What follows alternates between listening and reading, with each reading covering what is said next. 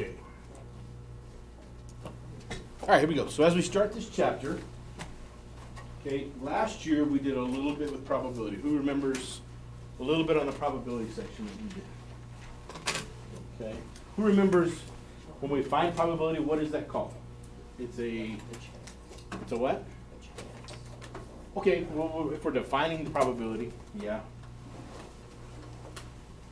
All right, so first thing, if we're actually writing the definition, did you get those copies? They're under your note. Okay, perfect, thank you. Okay, so probability, first of all, we're going to get pretty far into probability. Okay, much more than just the simple events. So it starts off pretty simple in this chapter. Okay, but you need to stay current with everything. Okay, this is probability of simple events. Okay, and probability is what?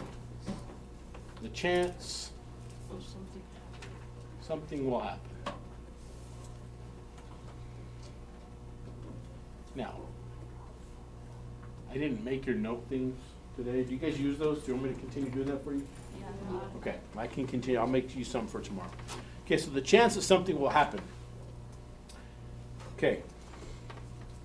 When we have probability, okay, it is expressed in a ratio. Okay, a ratio is a fancy way of saying a fraction, right? Who remembers what the probability ratio is? Anybody?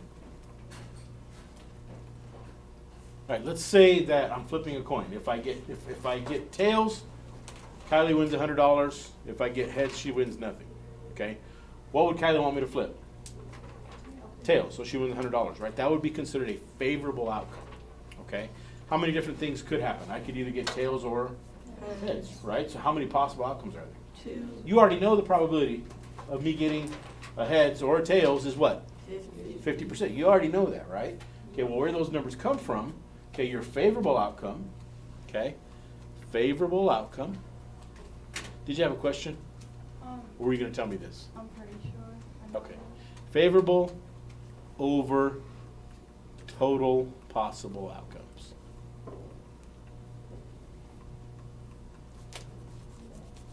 Okay.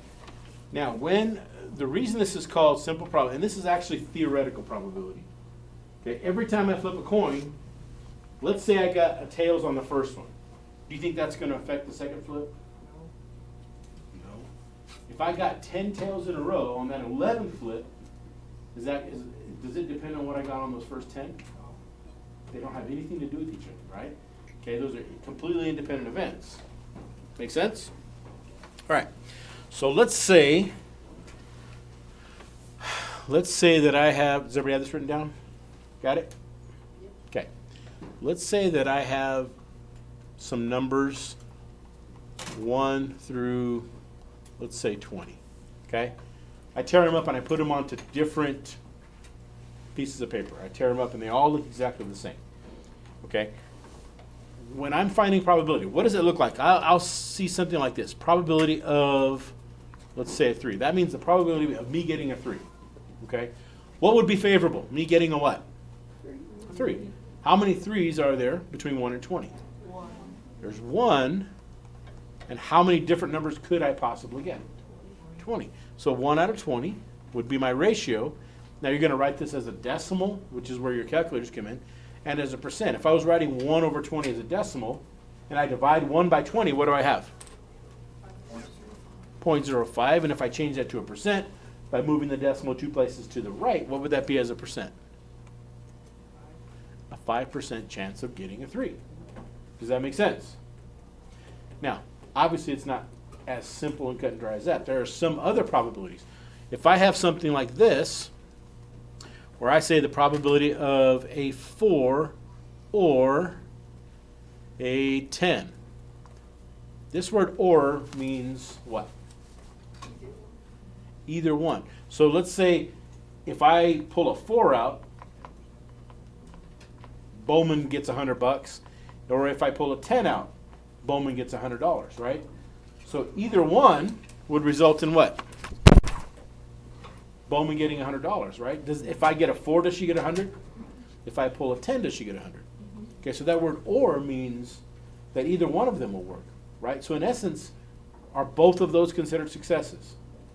Yeah, so how many successes are there? How many favorable outcomes are there? 2 out of how many? 20, which I would write this as 0.10, which would be what? 10%. Okay? Does that make sense? Even though they're 2 separate probabilities, they are both okay because either one would result in Bowman getting $100. Okay, does this make sense so far? Okay. What if I said this? The probability of not a multiple of 4. Okay, what am I going to have to do in order to find this probability? What do I have to find? Find the probabilities that they are a multiple of 4, and then figure out the complement to that event, which is not a 4, right? How many multiples of 4 between 1 and 20? What's the first one? 4, not factors, multiples. 4, 8, 12, 16, and 20. So how many is that? 5. So if there are 5 that are multiples, how many of them would not be multiples? Thank you. 15 out of how many? 20. This 20 is not going to change, is it? Because every time I pull a number out, there's 20 possible answers, isn't there? So if I was to write 15 over 20, what would that be as a decimal? 0.75, or last T is 75 what? Percent. Okay? Does this make sense so far? Yeah? Is there such thing as 100% probability? What if I said the probability of getting a number? How many of the things between 1 and 20 are numbers? All of them, right? So that would be 20 over 20, which would be 1.0, which would be what percent? 100%. What if I said, what is the probability of getting a 26? How many 26s are there between 1 and 25? 0, right? So that would be 0 out of 20, which would be 0.0, which would be what percent? 0%. Okay? Does all of this make sense? This is pretty simple, right? Okay?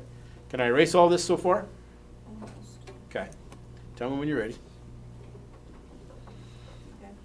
All right. Here's the thing. The first thing when you're doing, okay, this is important. When finding probability of a simple event, determine the total possible outcomes first. Why aren't you writing this down, Lincoln? Thank you. Okay, so the first thing you should do is find the total possible outcomes.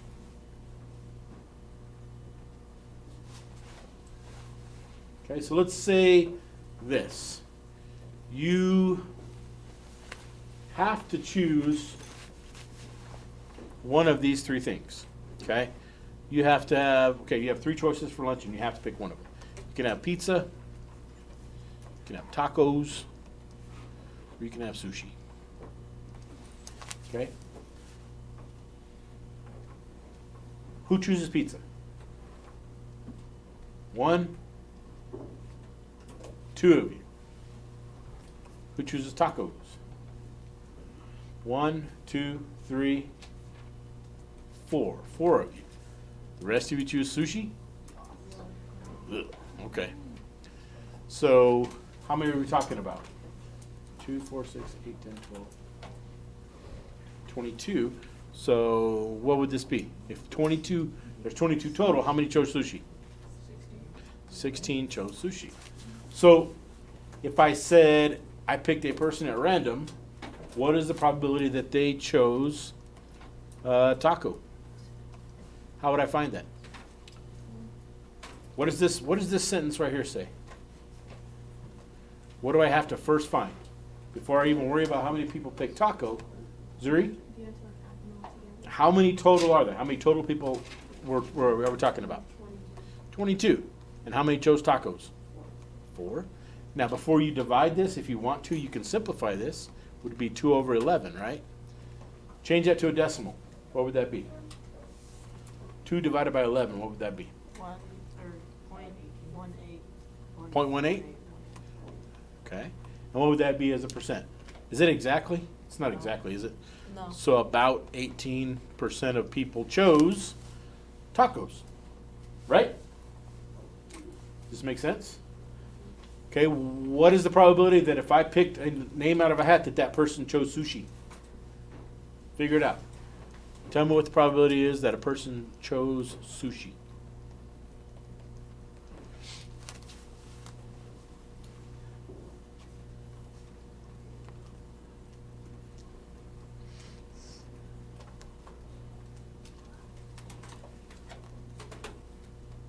Okay.